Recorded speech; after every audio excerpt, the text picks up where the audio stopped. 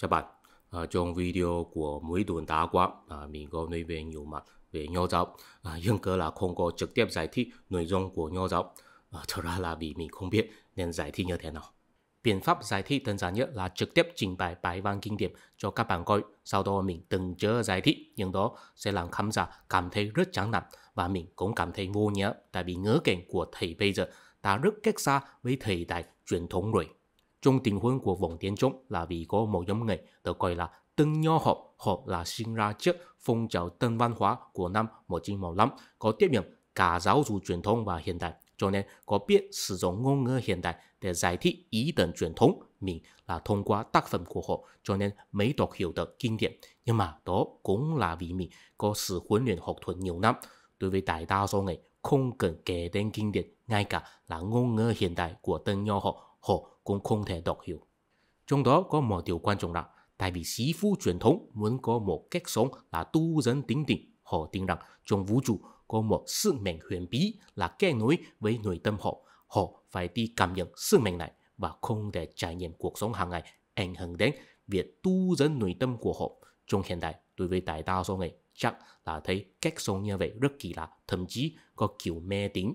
Tại vì đối với người hiện đại, vấn đề nội tâm là vấn đề tâm lý, còn đối với người cổ đại, vấn đề nội tâm là vấn đề tôn giáo. Nhưng mà xin để mình nhắc nhớ một điều là dù thời đại thay đổi như thế nào, dù kỹ thuật tiến bộ như thế nào, nhu cầu nội tâm của nhân loại thật ra không thay đổi nhiều lắm, chỉ là cách giải thích có khác biệt thôi.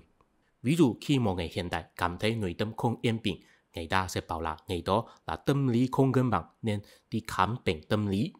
Còn khi một người cổ đại cảm thấy nội tâm không yên bình, người ta thì sẽ bảo là người đó có bị ma quỷ quấy nhiễu, phải dựa vào niềm tin với thần để chở ma quỷ. Trong Nho giáo thì là nói rằng vì bị dân dụ chi phối, phải tu dân tính định để hồi phục thiên lý trong nội tâm.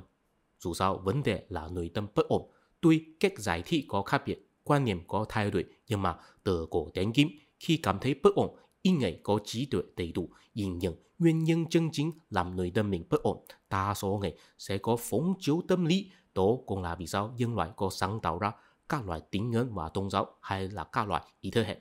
Theo phân tâm học, đó đều là phương tiện cho hóa giải sự bất ổn trong miền vô thức. Đối với mình, từng chớ giải thích bài văn của kinh điển Nho giáo sẽ làm khán giả chán nản. Ngữ cảnh cổ đại cũng đã là rất xa lạ với người hiện đại rồi. Vì vậy mình ghi ra một biện pháp, tức là thông qua phân tâm học của hiện đại, chúng ta trực tiếp xem xét Nho giáo là có phóng chiếu tâm lý như thế nào. Mình tin rằng đó có thể giúp cho khán giả có cái nhìn đồng cảm và gần gũi hơn về Nho giáo.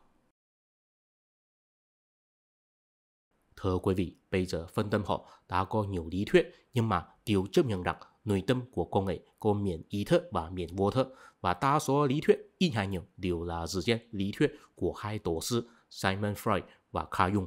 Mình thấy chúng ta có thể tổng hợp lý thuyết của hai tổ sư này và đưa ra một cái lý giải thông dụng và đơn giản hơn. Đầu tiên là Freud, ông ấy là người Do Thái của nước Áo. Theo lý thuyết của ông ấy, kết cấu nội tâm có 3 miền. Đầu tiên là cái nó, ID, đó là sự tập hợp ham muốn của con người, trong đó sự ham muốn tính dục là quan trọng nhất. Thứ hai là cái tôi, ego, đó là cá tính mà mọi người có ý thức là mình đang sở hữu. Cuối cùng là cái siêu tôi, super ego, đó là sự tập hợp được hình thành sau khi các loại giáo dục đạo đức được nội hóa. Trong đó, con người luôn luôn có ý thức rõ ràng về cái tôi của chính mình, tức là biết mình là ai. Nhưng có nhiều bộ phận của cái nó và cái siêu tôi thì là không có ý thức rõ ràng. Ví dụ không biết tại sao bản thân mình luôn luôn bị thu hút bởi một kiểu người khác giới nhất định, hay là không biết tại sao bản thân mình có làm ra một số quyết định. Dù sao, theo lý thuyết của Freud, sở dĩ trật tự xã hội nhân loại được xây dựng là vì cái tôi của con người biết ức chế sự ham muốn của cái nó và sinh sống theo mệnh lệnh đạo đức của cái siêu tôi. Khi mọi người cảm thấy nội tâm không yên bình là vì sự ham muốn của cái nó không được thỏa mãn, hay là cảm thấy không có làm theo mệnh lệnh đạo đức của cái siêu tôi, hay là cả hai tình huống ở trên đều có.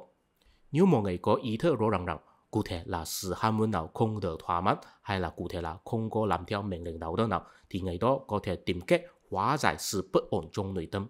Nếu không có ý thức rõ ràng, không biết là sự ham muốn nào hay là mệnh lệnh đạo đức nào, thì người đó sẽ cứ bất ổn, cũng không biết tại sao cứ bất ổn. Và đó sẽ làm người đó có phóng chiếu tâm lý, psychological projection. Cụ thể là vì trong miền ý thức không muốn chấp nhận những sự bất ổn